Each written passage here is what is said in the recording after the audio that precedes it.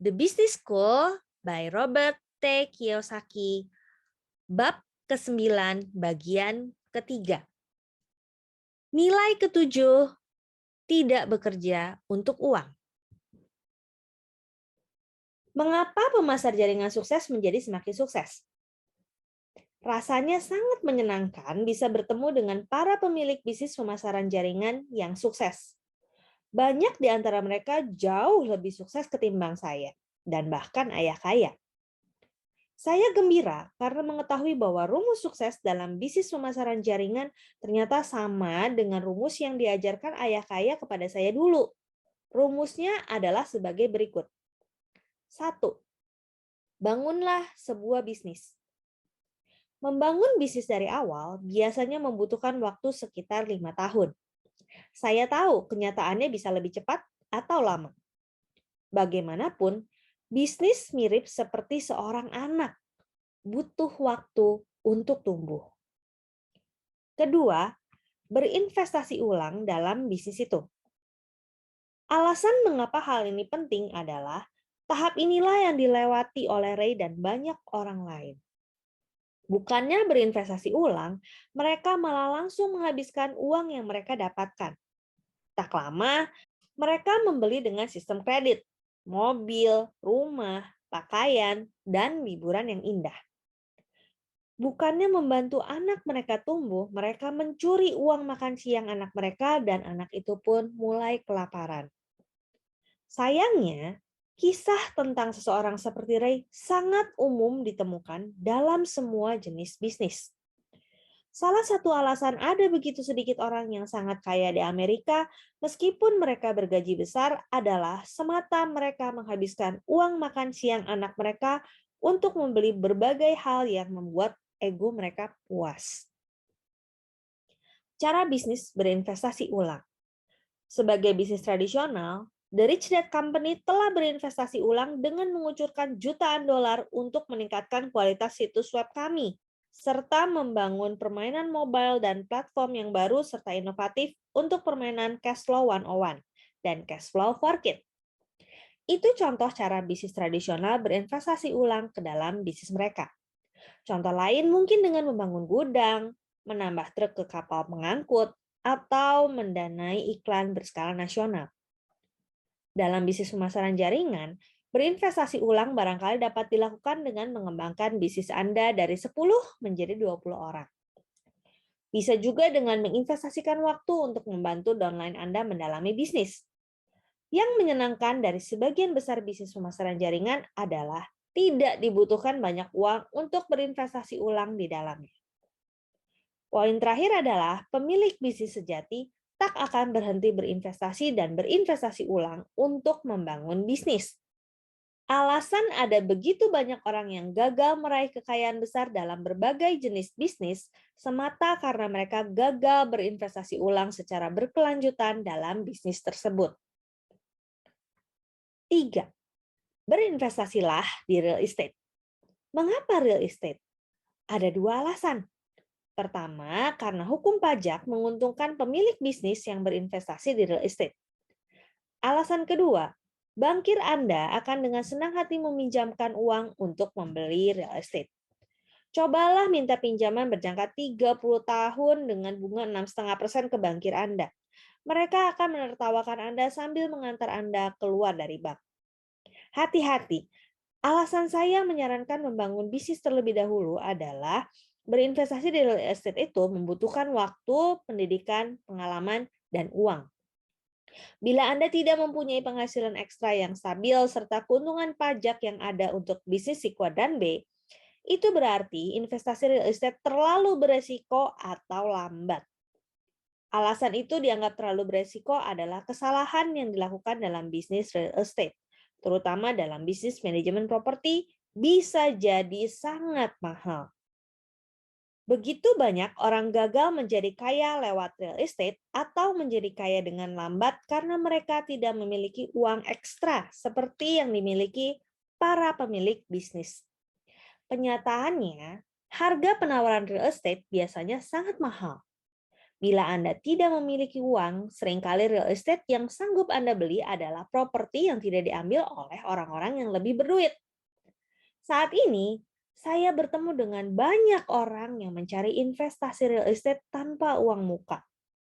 Meskipun penawaran semacam itu memang ada, alasan utama mereka mencari penawaran semacam itu adalah mereka tidak memiliki apapun sebagai uang muka. Jika Anda tidak memiliki latar belakang pendidikan dan pengalaman real estate serta tidak punya uang, membeli real estate tanpa uang muka bisa menjadi investasi termahal dalam hidup Anda. Jadi, pertama-tama bangunlah bisnis, lalu berinvestasi ulanglah dalam bisnis itu, baru beli real estate.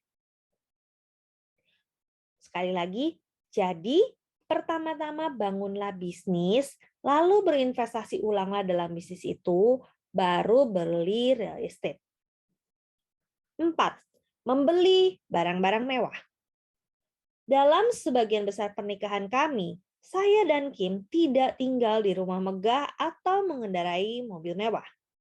Selama bertahun-tahun, kami tinggal di rumah kecil dengan hipotek $400 per bulan. Saat tinggal di rumah kecil dan mengendarai mobil yang biasa-biasa saja, kami membangun bisnis kami dan berinvestasi dalam real estate. Sekarang, kami tinggal di rumah yang jauh lebih besar dan mempunyai 6 mobil. Tapi kami juga memiliki jauh lebih banyak uang yang mengalir dari aset-aset kami, misalnya dari bisnis dan real estate. Aturan standar yang sederhana dari ayah kaya adalah membangun bisnis, berinvestasi dalam bisnis supaya terus berkembang, berinvestasi di real estate, kemudian membeli barang-barang mewah dengan uang dari bisnis dan real estate itu. Dengan kata lain, bekerjalah untuk membangun atau membeli aset, kemudian biarkan aset-aset itu memberikan kemewahan untuk Anda. Sekarang, meskipun saya dan Kim memiliki rumah besar dan beberapa mobil, kami tetap bisa berhenti bekerja untuk seumur hidup karena kami tidak punya pekerjaan. Kami punya aset. Saat ini, kami bekerja karena kami menyukai pekerjaan kami. Ditambah lagi, kami menjadi kaya dan semakin kaya karena kami mengikuti rumus 4 tahap sederhana dari ayah kaya untuk meraih kekayaan dan meningkatkan kekayaan.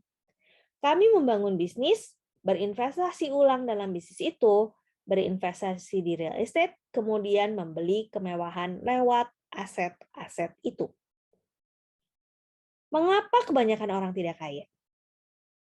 Mengapa kebanyakan orang tidak mengikuti rencana itu meskipun rencana itu sangat sederhana? Jawabannya ada di kecerdasan emosional. Kebanyakan orang tidak cukup sabar, disiplin, dan mau menunda kepuasan untuk bisa mengikuti rencana itu. Kebanyakan orang mendapatkan uang lalu langsung menghabiskannya. Maka, yang jadi masalah bukanlah IQ mental atau IQ keuangan. Masalahnya ada pada IQ emosional. Bahkan yang paling mudah di antara ketiga IQ itu adalah IQ keuangan, yang menjelaskan mengapa begitu banyak orang yang tidak berprestasi di sekolah bisa kaya. Oleh sebab itu, menurut saya, jembatan menuju IQ keuangan adalah IQ emosional, dan bisnis pemasaran jaringan bisa membantu siapapun mengembangkan tipe kecerdasan itu. Kapan perlu membeli aset kertas? Banyak orang bertanya pada saya, kapan Anda membeli aset kertas seperti saham, obligasi, dan reksadana? Jawaban saya sama dengan jawaban ayah kaya. Bertahun-tahun lalu, ayah kaya berkata kepada saya, aset terbaik adalah bisnis. Alasan saya menempatkan bisnis di posisi pertama semata karena memang itulah aset terbaik. Kalau kau cukup pintar untuk bisa memiliki bisnis. Yang kedua adalah real estate. Dan ketiga adalah aset kertas. Alasan aset kertas ada di posisi terakhir adalah itu aset yang paling mudah dibeli tapi paling beresiko untuk dimiliki. Kalau kau tidak percaya aset kertas itu beresiko, minta saja pinjaman hipotek berjangka 30 tahun untuk membelinya. Maka dari itu, saya mengulangi jawaban ayah kaya kepada orang-orang yang menanyakan hal tersebut kepada saya. Alasan aset kertas ada di posisi terakhir adalah itu paling mudah dibeli tapi paling beresiko untuk dimiliki. Satu lagi, saya bisa membeli asuransi untuk mengatasi kerugian besar dalam bisnis dan real estate. Hanya sedikit sekali orang yang tahu cara membeli asuransi untuk saham, dan saya tidak tahu apakah ada asuransi untuk reksadana, tapi mungkin saja ada. Mengapa orang tidak bahagia bekerja? Seorang teman yang bersekolah dan berpengalaman dalam bidang kesehatan mental pernah berkata kepada saya, salah satu pemicu kebahagiaan adalah kata kendali. Semakin besar kendali yang kau miliki, semakin bahagialah dirimu. Sebaliknya, kalau kau tidak punya kendali atau lepas kendali, kau akan sering tidak bahagia. Contoh yang dia berikan adalah seseorang yang tergesa-gesa menuju bandara dan tiba-tiba mendapati diri terjebak kemacetan parah. Karena jalanan padat merayap dan dia tidak bisa keluar dari jalan, dia sadar akan ketinggalan pesawat dan suasana hatinya yang gembira pun menguap. Alasan orang itu jadi tidak bahagia adalah karena dia tidak bisa mengendalikan kemacetan. Inti dari pelajaran itu adalah kendali dan kebahagiaan berhubungan erat. Kembali membahas penelpon di acara radio yang mengawali bab ini, saya rasa dia tidak bahagia. Salah satu alasan saya percaya dia tidak bahagia adalah karena dia sudah kehilangan kendali atas kehidupannya. Meskipun percaya bahwa dirinya memiliki pekerjaan yang terjamin, dia tidak punya kendali atas keuangannya. Dia juga kehilangan kendali atas investasi-investasinya dalam saham dan reksadana. Saat ini, terutama setelah kejatuhan pasar saham, melemahnya ekonomi, dan serangan teroris 11 September, banyak orang merasa kehilangan kendali atas strategi mereka, dan itulah yang membuat mereka tidak bahagia.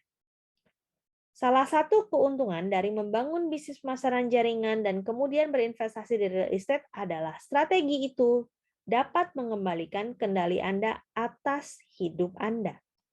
Jika memiliki lebih banyak kendali dalam hidup, Anda akan memiliki lebih banyak kebahagiaan, dan kebahagiaan adalah emosi yang sangat berharga untuk Anda miliki dalam hidup.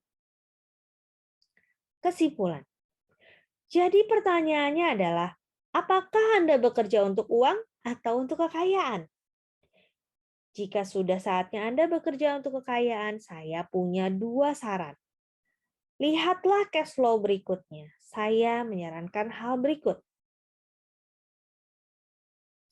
Memulai bisnis pemasaran jaringan paruh waktu. Memainkan permainan Rich Dad's Cash Flow 101 dan belajar berinvestasi. Jika selama 3-5 tahun Anda melakukan kedua hal itu di waktu luang, saya yakin masa depan keuangan Anda akan jauh lebih cerah ketimbang Anda melakukan apa yang dilakukan orang kebanyakan, yaitu mengandalkan jaminan pekerjaan dan menginvestasikan uang dalam bentuk reksadana. Bagaimana mungkin seseorang bisa bahagia jika dia sudah memberikan kendali atas kehidupan keuangannya kepada orang lain?